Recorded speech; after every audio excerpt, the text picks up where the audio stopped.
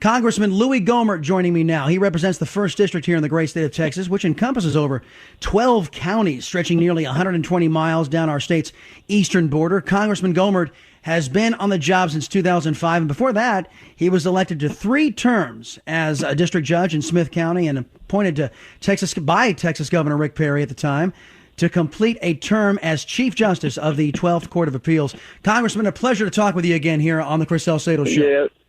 It's great to talk to you, Chris, and you're right. There's nothing absolute right now.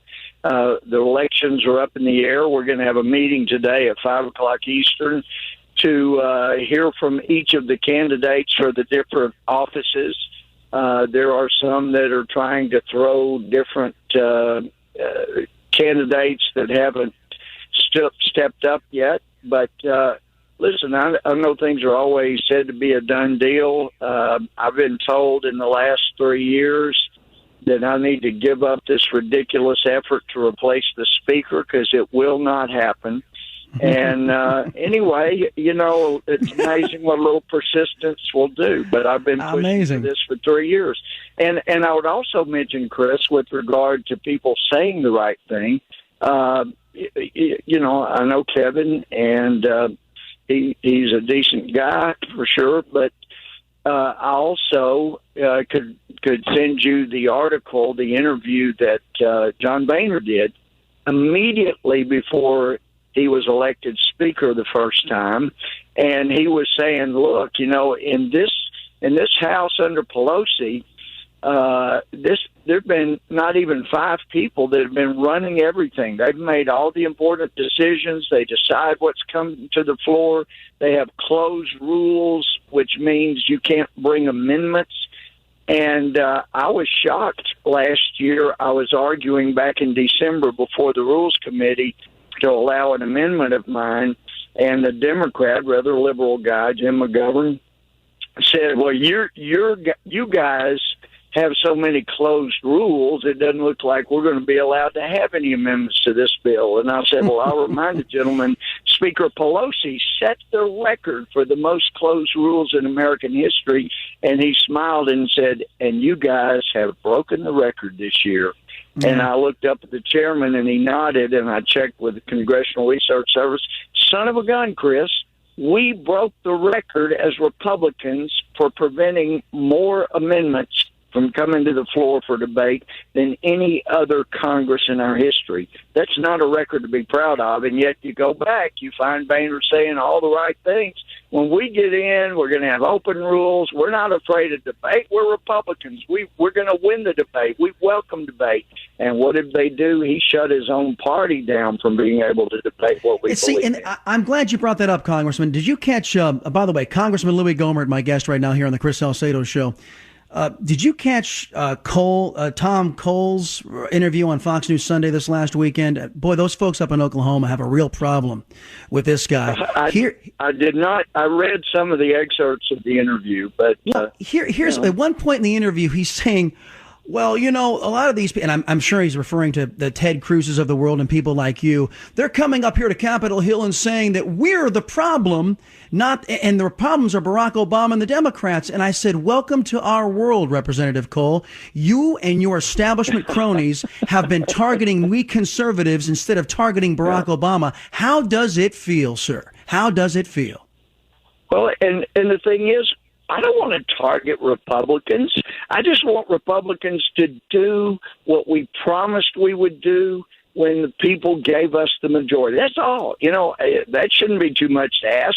Let's try to keep our promises. How's that for a novel idea? No kidding. Hallelujah. Let's talk about who's going to possibly replace Boehner. Now, Daniel Webster out of Florida is getting a lot of buzz among the conservative caucus.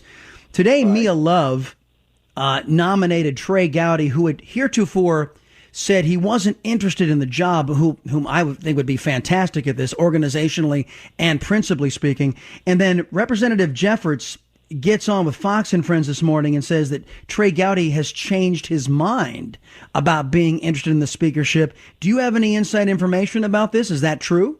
No, there were some of us that were talking about this morning, but But you got to understand, I think there is not a better litigator, a better cross-examiner, a better person on final argument than Trey Gowdy. He is outstanding when it comes to questioning and making oral arguments. Trey has been one of Boehner's chief defenders and supporters, and I'm not comfortable right now with having one of his chief defenders step into his place, which is why I'm supporting Dan Webster for Speaker.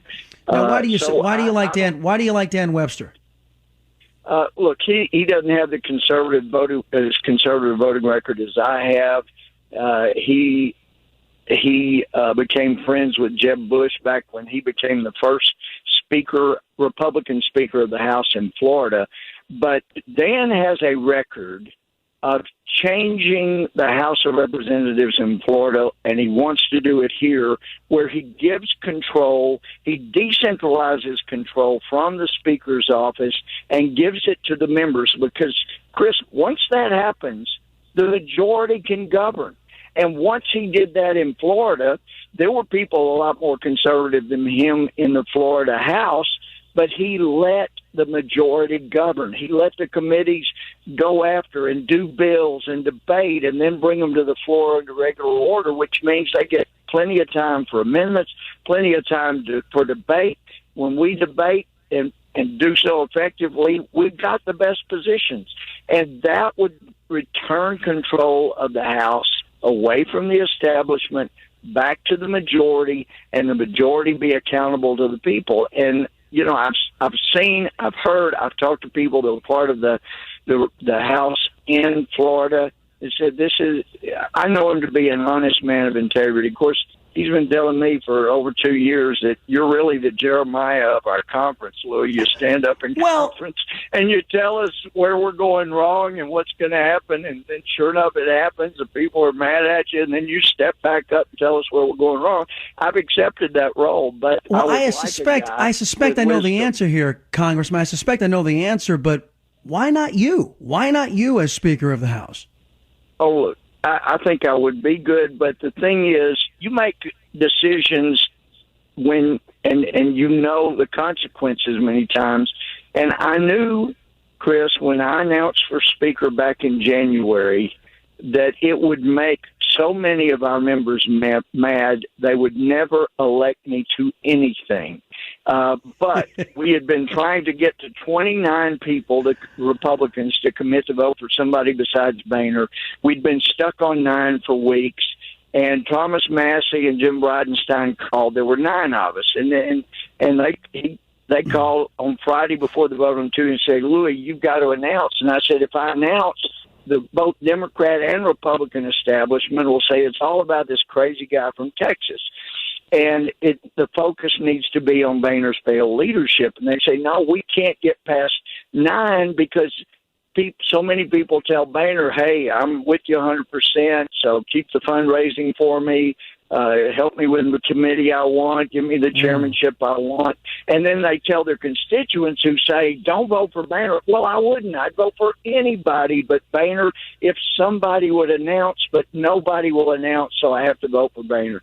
And by you announcing, you take that away, and then it gives us a shot at getting to 29. So I took away a lot of people's excuse to their constituents, and I'm telling you, I got blessed out on the floor like I've never been last night.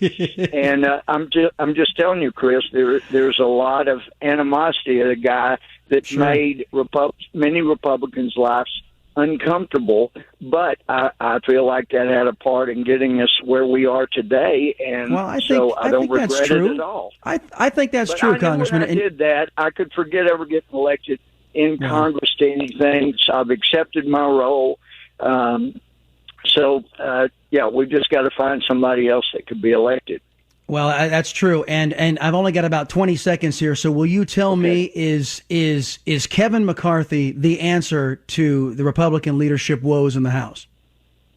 Well, if I felt that, I would not have endorsed Dan Webster. Gotcha. I gotcha. Congressman Louie Gohmert, 1st District here in the great state of Texas. I don't know why you and I don't chat more often because I always enjoy the heck out of it. You're invited back here. Anytime, Congressman. Thank you for being here on the Chris Thanks, Salcedo Chris. Show. Thank you. Betcha.